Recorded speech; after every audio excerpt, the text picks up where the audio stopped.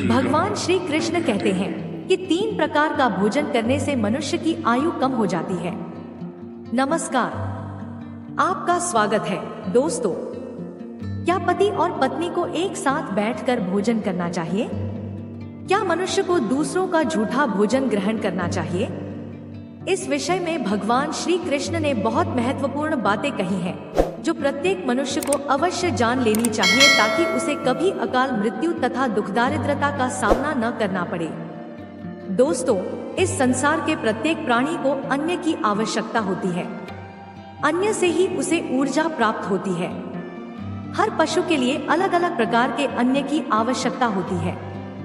पशु भी अन्न ग्रहण करते समय ईश्वर के नियमों का पालन ही करते हैं। इसी प्रकार से मनुष्यों के लिए भी भोजन के कई महत्वपूर्ण नियम बनाए गए हैं। यदि इन नियमों का पालन किया जाए तो मनुष्य को ईश्वर की कृपा प्राप्त होती है। हमारे शास्त्रों में भोजन करने की दिशा, भोजन के प्रकार, भोजन करने का सही समय आदि विषयों में महत्वपूर्ण नियम बताए गए हैं। दोस्तों, भगवान श्री कृष्ण ने भागवत गीता में मनुष्य को भोजन करने संबंधी बहुत ही महत्वपूर्ण उपदेश दिया है। यह उपदेश मनुष्य की उन्नति करने वाला, दीर्घायु दिलाने वाला तथा सभी प्रकार के रोगों से मुक्त रखने वाला है। जिस शरीर को भगवान ने प्रदान किया है, उन्होंने ही इस शरीर को शुद्ध और स्वस्थ रखने के उपाय भी बताए हैं। जो मनुष्य भगवान श्री कृष्ण द्वारा बताए गए इन नियमों का पालन करता है, उसका शरीर सदैव शुद्ध, स्वच्छ और विकारों से दूर रहता है तथा सद्गति प्राप्त करने वाला बनता है। भगवान श्री कृष्ण ने भागवत गीता के माध्यम से मनुष्य को भोजन के प्रकार बताए हैं। क्रूर और राक्षसी भोजन किस प्रकार का होता है और किस प्रकार का भोजन करने से मनुष्य सदाचारी, विनम्र और दूसरों पर विजय प्राप्त करने वाला बन जाता है। मनुष्य जिस प्रकार का भोजन करता है, उसे उसी प्रकार का शरीर और विचार भी प्राप्त होते हैं। इसीलिए धन की देवी लक्ष्मी की प्राप्ति के लिए भी मनुष्य को उचित भोजन सामग्री का चुनाव करना चाहिए।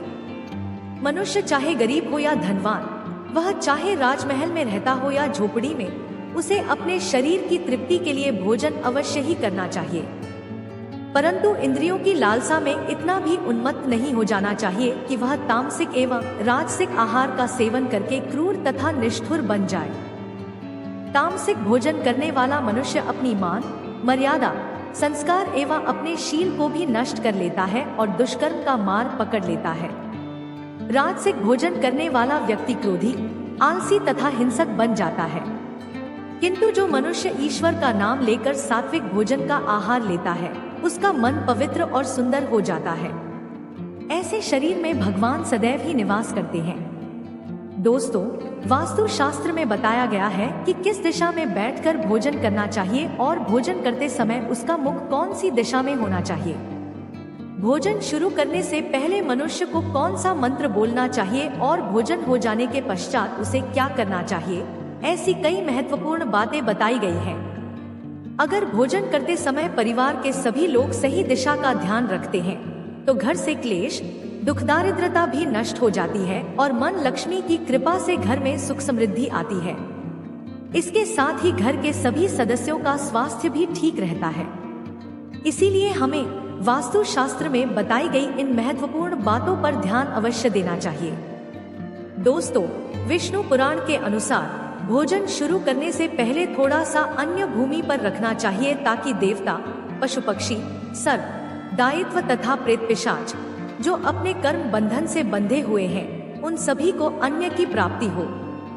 यदि भोजन करते समय कोई अतिथि आ जाए तो उसका स्वागत करें और उसे आसन देकर प्रणाम करके उसका सत्कार करें। फिर उसे श्रद्धा पूर्वक भोजन करवाकर विदा करें, क्योंकि जिसके घर से अतिथि निराश होकर लौट जाता है, उसे वह अपने पाप देकर उसके शुभ कर्मों को ले जाता है। श्री कृष्ण कहते हैं कि मनुष्य को पिता के घर में रहने वाली विवाहित कन्या, दुखिया, गर्भधारण की हुई स्त्री तथा वृद्ध को भोजन करने के बाद ही भोजन करना चाहिए। इन सभी को भोजन कराए बिना जो स्वयं भोजन ग्रहण करता है, उसका भोजन पाप में बन जाता है। ऐसा व्यक्ति नरक में ही जाता है। जो स्नान किए बिना ही भोजन करता है, उसका भोजन मलभक्षण के समान खत्म हो जाता है। जो बालक एवं वृद्ध आदि के हिस्से का भोजन करता है, उसका भोजन विष्ठा के समान हो जाता है। और जो बिना दान किए ही भोजन ग्रहण करता है उसका भोजन विष के समान बन जाता है। मनुष्य को कभी दुराचारी व्यक्ति द्वारा दिया गया अथवा दूसरों द्वारा अपमानित करके दिया गया भोजन कभी भी ग्रहण नहीं करना चाहिए। मनुष्य को चाहिए कि परोसे हुए भोजन का यदि भाग अग्नि को देकर ही भोजन करना चाहिए। भोजन को एकाग्रचित्त होकर करना चाहिए। प्रथम मीठा, फिर लवण और खट्टा और अंत में कटु एवं तीखे पदार्थ का सेवन करें। प्रथम पंच निवाला मौन होकर ग्रहण करने चाहिए।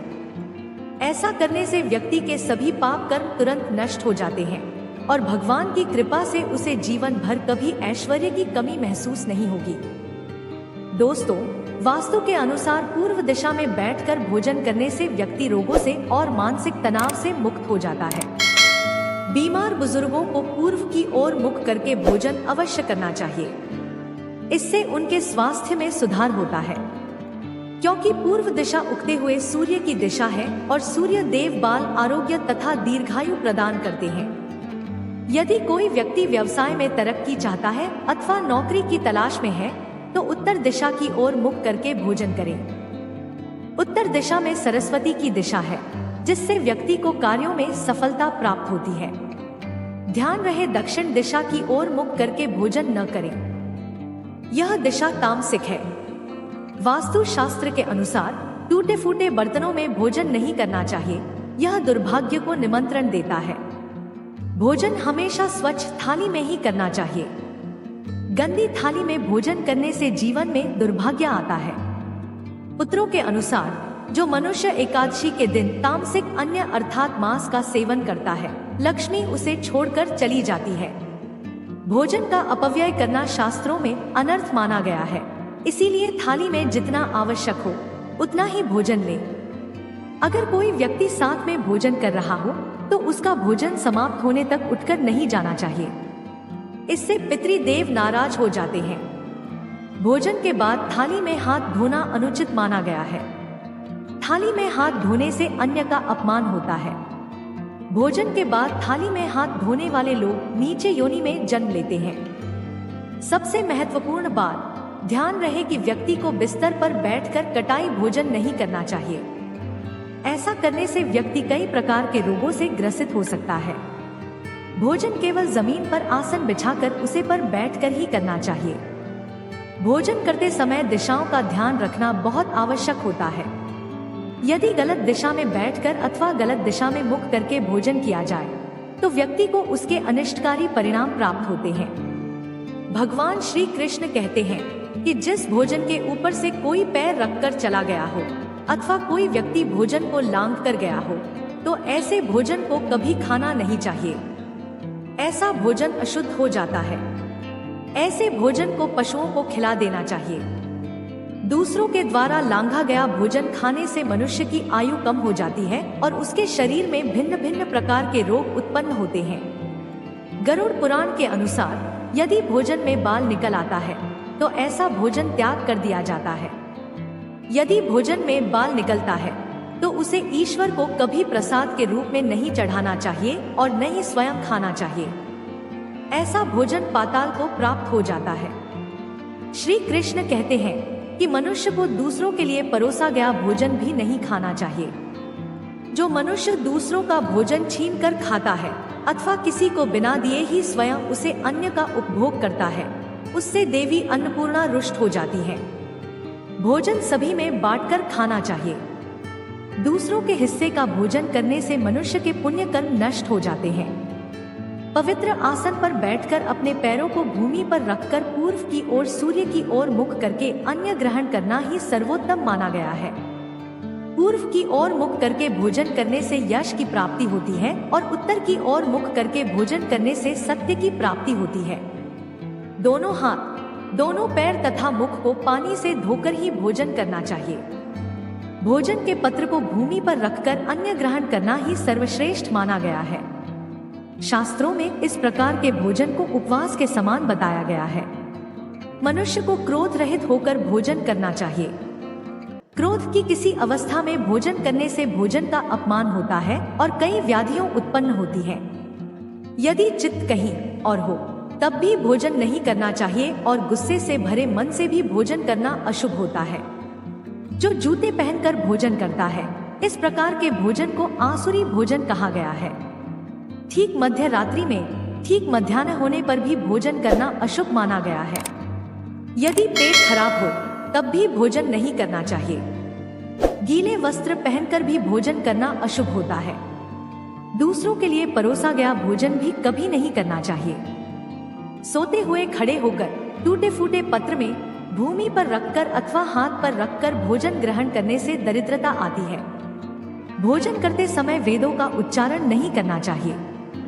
शास्त्रों के अनुसार स्त्री को पति के भोजन के बाद ही भोजन कर लेना चाहिए। यदि पति घर से दूर हो तो पति को ध्यान करके भोजन ग्रहण करना चाहिए। इससे पति की आयु लंबी होती है और स्त्री सदा सुहागन रहती है।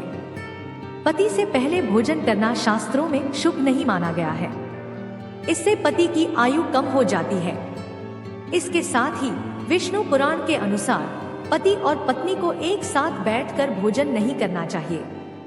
ऐसा करने से दोनों में क्लेश और विवाद होता है। अंधकार में अथवा आकाश के नीचे बैठकर भोजन नहीं करना चाहिए। भोजन करते समय सिर पर छत अथवा वृक्ष की छाया अवश्य होनी चाहिए। विष्णु पुराण के अनुसार केवल एक वस्त्र पहनकर भी भोजन करना अनुचित होता है अथवा नग्न अवस्था में भोजन ग्रहण करना अशुभ होता है। इससे जीवन में दुर्भाग्य आता है। सवारी पर बैठकर अर्थात किसी वाहन में बैठकर भी भोजन ग्रहण करना अनुचित होता है। साथ ही शैया पर बैठकर भोजन करने से व्यक्ति की आयु कम हो जाती है। हंसते हुए अथवा रोते हुए भोजन करना अनिष्टकारक होता है। इससे गले में अन्य फंसकर प्राण जाने का भी खतरा बना रहता है। तो दोस्तों, इस प्रकार से शास्त्रों में भोजन के संबंध में महत्वपूर्ण नियम बताए गए हैं। उम्मीद है आपको यह जानकारी अच्छी लगी होगी। वीडियो को लाइक जरूर करें और कमेंट में जय श्री कृष्ण अवश्य लिखें। साथ ही चैनल को सब्सक्राइब करना न भूलें। आप सभी का धन्यवाद।